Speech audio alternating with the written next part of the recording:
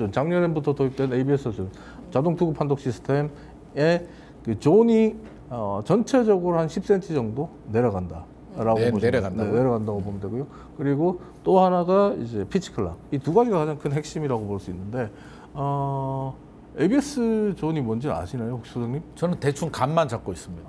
그러니까 요즘은 심판이 스트라이크 볼을 판정하지 않습니다. 작년부터 참고하는 게 아니고 ABS가 알려주는 신호에 따라서 그 신호를 그대로 그러니까 콜만 해주는 거예요, 심판은. 심판이? 그럼 심판이 왜 필요한? 콜을 해줘야 되니까. 콜을 해줘야 되니까. 그리고 주심 경기를 진행해야 되니까. 근데 이제 전체적으로 ABS 존이 한 키가 180cm 정도 되는 선수를 기준으로 하면 조금씩 내려가게 되거든요. 그러니까 상하가 다 내려가기 때문에 내려가게 되는데 작년 시즌에 ABS 존이 처음 도입되고 나서 소위 ABS 존이 좀 높게 형성이 됐어요. 그래서 하이패스 볼을 던지는 투수가 굉장히 유리해졌다라는 평가들이 많았고, 그리고 높낮이에 따라 특히 또 낮은 볼에 대해서 ABS 존이 잘 안 잡아준다는 현장에서 불만이 많았거든요.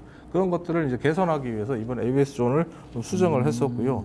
그다음에 올 시즌에 이제 가장 크게 주목되는 부분이 피치 클락입니다. 피치 클락이 뭐냐면 타자와 투수가 일정한 제한 시간 내에 타자의 경우는 타격 준비를 끝마쳐야 되고, 그리고 투수는 일정 제한 시간 내에 투구를 해야 됩니다. 뭐 대표적인 시간 끌지 말라는 거죠. 그렇죠. 시간을 더 끌면 안 되는데 이걸 위반하게 되면 타자가 만약에 위반했다. 타자가 이제 시간을 위반했다라고 하면 타자에게는 스트라이크가 판정이 됩니다. 그러니까 아무것도 안 했는데 스트라이크. 아무것도 안 했는데 스트라이크예요? 네. 실제로 이번에 얼마 전에 끝난 WBC 그 조별 예선에서 대만 팀의 타자가 이 ABS 존, 그러니까 피치 클락 위반으로 스트라이크를 하나 먹고 다음에 파울 치고 그 다음에 본인이 이 스트라이크 그 피치 클락 때문에 먹었다는 걸 잊어버리고 번트를 댔다가 7번트 실패로 아웃되는 경우도 있었거든요. 어처구니 없네요. 그러니까 타자 입장에서는 준비가 빨라져야 되고, 그리고 투수 입장에서는 만약에 제한 시간 내에 투구를 하지 않으면 투수에게도 페널티가 주어져서 볼로 판정이 됩니다. 볼이 된다고요? 던지지 않아도 볼이 되는 거예요. 무조건 빨리빨리 해야 되네. 근데 이게 생각보다 쉽지 않아요. 지금 뭐 오키나와에 가 있는 기자들하고도 얘기를 해보고 선수들하고도 작년에 뭐 이야기를 좀 해봤는데, 작년 후반기부터 피치 클락을 시범적으로 도입을 했었거든요. 네.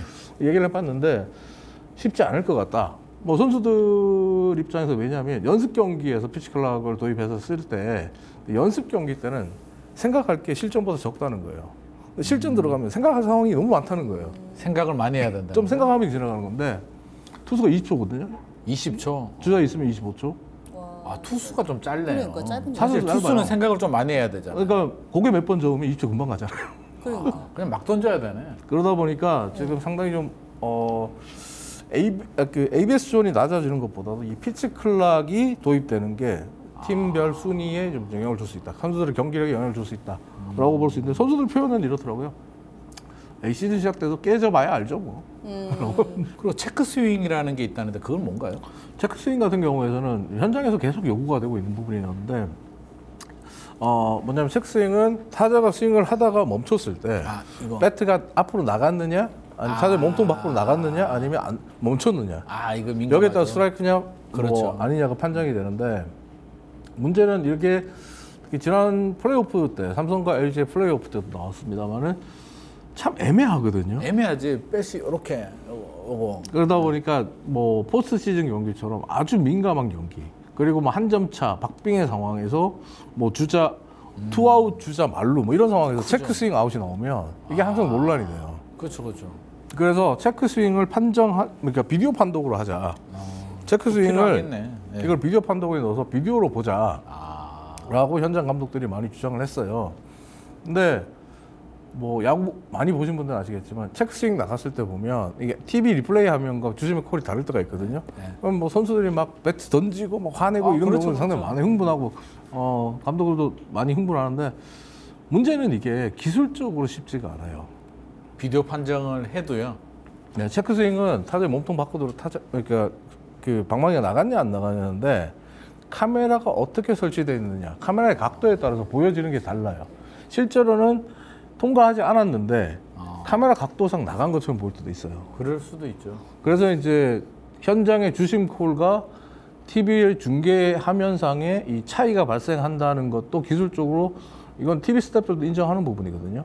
근데 이 기술적인 문제 때문에 메이저리그에서도 이 도입을 미루고 있거든요. 아, 이걸 해결을 못 하고 논란이 있는데 있을 수 있겠네요. KBO 같은 경우에는 워낙 지금 논란이 심하게 되고 있으니까 일단 퓨처스에서 시범적으로 한번 해보고 기술적인 보완이 가능한지 현실적으로 가능한지를 체크한 이후에 도입하겠다라고 이야기를 하고 있고 아, 쉽지 않겠네. 배트 속에 어떤 센서를 넣어서 여기 딱 체크를 하면 안 될까요? 제 그러면 또 아이디어. 반대로 홈플레이트에 또 세워야 되고 아, 그런가요? 기술이 복잡하군요. 상당히 어려워요. 그리고 또 배트를 갔을 때 같은 경우에 배트를 지금 소장님 설명대로 하면 기준점을 어디로 둘 거냐, 아. 앞쪽을 둘 거냐, 뒤쪽을 둘 거냐, 중앙을 둘 거냐. 복잡하네. 배트가 흔들리잖아요. 저 같은 생각을 다 했겠죠. 네.